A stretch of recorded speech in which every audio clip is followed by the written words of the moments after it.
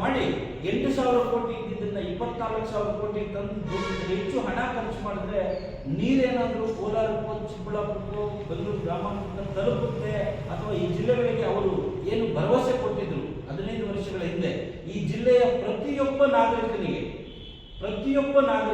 ಶುದ್ಧ ನದಿ ನೀರನ್ನು ಕುಡಿಸ್ತೀವಿ ಫಸ್ಟು. ಹಂಗಾಗಿನೇ ಎತ್ತಿನಹೊಳೆ ತರ್ತಾ ಇದ್ವಿ. ಯಾಕೆಂದ್ರೆ ಇಲ್ಲಿರ್ತಕ್ಕಂಥ ಜನ ಫ್ಲೋರೈಡು, ನೈಟ್ರೇಟು ಮತ್ತು ಯುರೇನಿಯಂ, ಆರ್ಸೆನಿಕ್ ಮುಂತಾದ ಹಲವಾರು ಲವಣಾಂಶಗಳಿರ್ತಕ್ಕಂಥ ನೀರನ್ನು ಕುಡಿದು ಕಾಯಿಲೆ ತುತ್ತಾಗ್ತಾ ಇದ್ದಾರೆ. ಹಾಗಾಗಿ ಎಷ್ಟು 1,000 ಕೋಟಿ ಬೇಕಾದ್ರೂ ಖರ್ಚು ಮಾಡಿ ಈ ಜಿಲ್ಲೆಗಳಿಗೆ ನದಿ ನೀರನ್ನು ಕುಡಿಸ್ತೀವಿ ಅನ್ನುವಂಥದ್ದು ಅದರ ಭರವಸೆ. ಆ ರೀತಿ ಎಲ್ರಿಗೂ ನೀರು ಕುಡಿಸ್ಲಿಕ್ಕೆ ಕಾಮಗಾರಿ ಮಾಡಿದ್ರೆ ಸಾಧ್ಯ ಆಗುತ್ತಾ ಅನ್ನುವಂಥದ್ದು ಇವತ್ತು ನಮ್ಮ ಮುಂದೆ ಇರೋ ಪ್ರಶ್ನೆ. ಕಾರಣ ಏನಂದರೆ ಕಾಮಗಾರಿ ಬಹುತೇಕ ಮುಗಿದಿದೆ.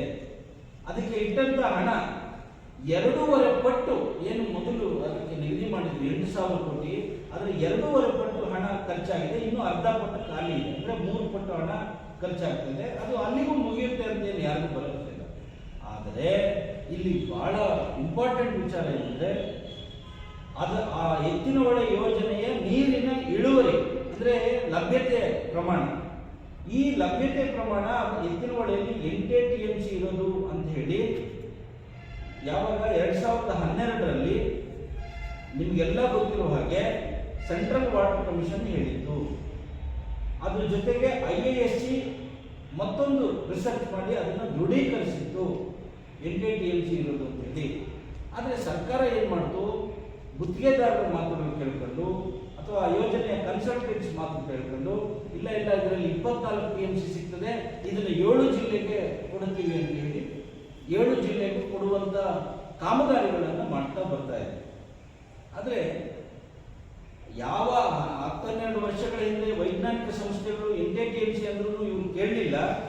ಈಗ ಅದೇ ಸರ್ಕಾರ, ಅದೇ ನೀರಾವರಿ ಮಂತ್ರಿ ಕಳೆದ ವರ್ಷದ ಕೊನೆಯ ಅಧಿವೇಶನದಲ್ಲಿ, ಚಳಿಗಾಲದ ಅಧಿವೇಶನದಲ್ಲಿ ಲಿಖಿತವಾಗಿ ಉತ್ತರ ಕೊಟ್ಟರು. ಅದನ್ನು ಮಾಧ್ಯಮದಲ್ಲಿ ನಾವೆಲ್ಲ ಇಡೀ ರಾಜ್ಯನೇ ನೋಡಿದೆ. ಹೌದು, ಎತ್ತಿನಹೊಳೆಯನ್ನು ನಾವು ಮೆಷರ್ ಮಾಡ್ತಾ ಬರ್ತಾ ಇದ್ದೀವಿ. ಪ್ರತಿ ವರ್ಷ ಅದನ್ನು ಗುತ್ತಿಗೆನೂ ಕೊಟ್ಟಿದ್ದೀವಿ. ಯಾರೋ ಕಂಪನಿಗೆ ಕೊಟ್ಟಿದ್ದೀವಿ, ಕ್ಯಾನರಿ ಅನ್ನುವಂಥ ಒಂದು ಕಂಪನಿ, ಜರ್ಮನ್ ಕಂಪನಿ ಕೊಟ್ಟಿದ್ದೀವಿ. ಅವರು ಪ್ರತಿ ವರ್ಷ ನೀರಿನ ಇಳುವರಿಯನ್ನು ಮೆಷರ್ ಮಾಡ್ತಾ ಇದ್ದಾರೆ.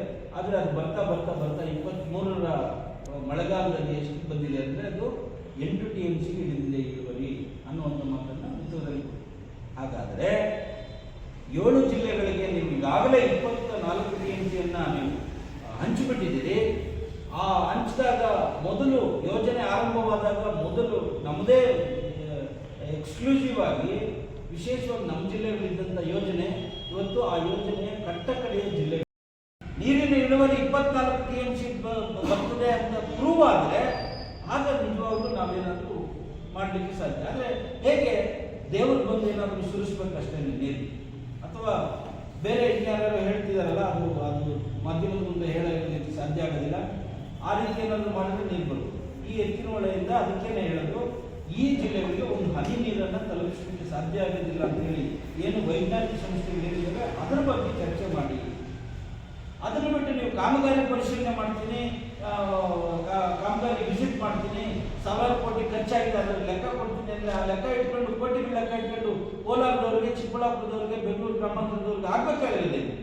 ನೀವು ಹೇಳಿದ್ರೆ 2 ವರ್ಷದಲ್ಲೋ 3 ವರ್ಷದಲ್ಲೋ ಕುಡಿಯೋ ನೀರು ಕೊಡ್ತೀವಿ ಅಂದ್ರಲ್ಲ, ಅದನ್ನು ಕೊಟ್ರ? ಅದು ನಮ್ಮ ಪ್ರಶ್ನೆ. ಇವತ್ತು ಅದಕ್ಕೆ ನಿಮ್ಮ ಹತ್ರ ಉತ್ತರ ಇಲ್ಲ. ಇವತ್ತು ನೀವು ಪಲಾಯನವಾದವನ್ನು ಮಾಡ್ತಾ ಇದ್ದೀರಿ. ಜನರ ಗಮನವನ್ನು ಬೇರೆ ಕಡೆ ಸೆಳೆಯುವಂಥ ಕೆಲಸಗಳನ್ನು ಮಾಡುವ ಪ್ರಹಸನದಲ್ಲಿ ಇವತ್ತು ಆ ಮೀಟಿಂಗ್ಸು, ಆ ವಿಸಿಟು ಇವೆಲ್ಲ ನಡೀತಾ ಇದ್ದಾವೆ. ಹಾಗಾಗಿ ಚೀಫ್ ಸೆಕ್ರೆಟರಿಗೆ ಹೇಳಿದ್ವಿ, ನಮ್ಗೆ ಆ ಪ್ರಹಸನಗಳಲ್ಲಿ, ವಿಸಿಟ್ಗಳಲ್ಲಿ, ಪರಿಶೀಲನೆಗಳಲ್ಲಿ ನಮಗೆ ಸಂಬಂಧ ಇಲ್ಲ.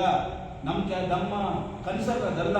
ನಮ್ಮ ಕನ್ಸರ್ನ್ ಇರೋದು ನೀರಿನ ಲಭ್ಯತೆ. ಅದರ ಬಗ್ಗೆ ನೀವು ಕ್ಯಾಬಿನೆಟಲ್ಲಿಟ್ಟು ಕಾರ್ಯಕಲಾಪಗಳ ಪಟ್ಟಿಯಲ್ಲಿ ತರಬೇಕು. ಎತ್ತಿನಹೊಳೆಯ ಹೈಡ್ರಾಲಜಿ ಬಗ್ಗೆ ಚರ್ಚೆ ಆಗಬೇಕು ಅಂತೇಳಿ ಕಾರ್ಯಕಲಾಪಗಳ ಪಟ್ಟಿಯಲ್ಲಿ ತಂದು ಅದರ ಬಗ್ಗೆ ಚರ್ಚೆ ಮಾಡಿ ನೀವು ಅನ್ನುವಂಥ ಪ್ರಶ್ನೆಯನ್ನು ಇಟ್ಟಿದ್ದೀವಿ.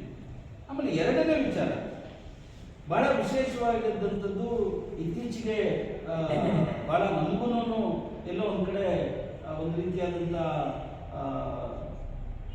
ರೀತಿಯಾದಂಥ ಬಲ ಅಂತಲೇ ಹೇಳ್ಬೋದು. ಯಾರು ಈ 3ನೇ ಹಂತದ ಶುದ್ಧೀಕರಣ ಬೇಡ ಅಂತಿದ್ರು ಅವರು ಈ ಬಲವಾಗಿ ಬೇಕು ಅಂತಿದ್ದಾರೆ, ಸ್ವಾಗತಾರ್ಹವಾದಂಥ ವಿಚಾರ. ಆದರೆ ಅಧಿಕಾರ ಕೈಯಲ್ಲಿದ್ದಾಗ ಏನು ಕೆಲಸ ಮಾಡಬೇಕಾದ್ರೂ ಮಾಡಿಸಿಕೊಳ್ಳುವಷ್ಟು ಶಕ್ತಿ ಇದ್ದಾಗ ಮೈ ಕೈಯಲ್ಲಿ ಈ ಒಂದು ರೀತಿಯಾದಂಥ ಅಧಿಕಾರ ಹೋದ ಮೇಲೆ ಈ ಒಂದು ಗಾದೆ ಇದೆ, ಗಂಡ ಸತ್ತ ಮೇಲೆ ಇವರಿಗೆ ಅವರಿಗೆ ಬುದ್ಧಿ ಬಂತು ಅಂತ ಹಂಗಾದ ಮೇಲೆ ಅದು ಏನು ಉಪಯೋಗ?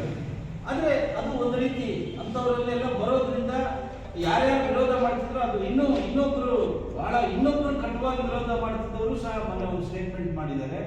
ಅದನ್ನು ಇನ್ನೂ ಪತ್ರಿಕೆಗಳಲ್ಲಿ ಬಂದಿಲ್ಲ, ಬಂದಾಗ ನೋಡೋಣ.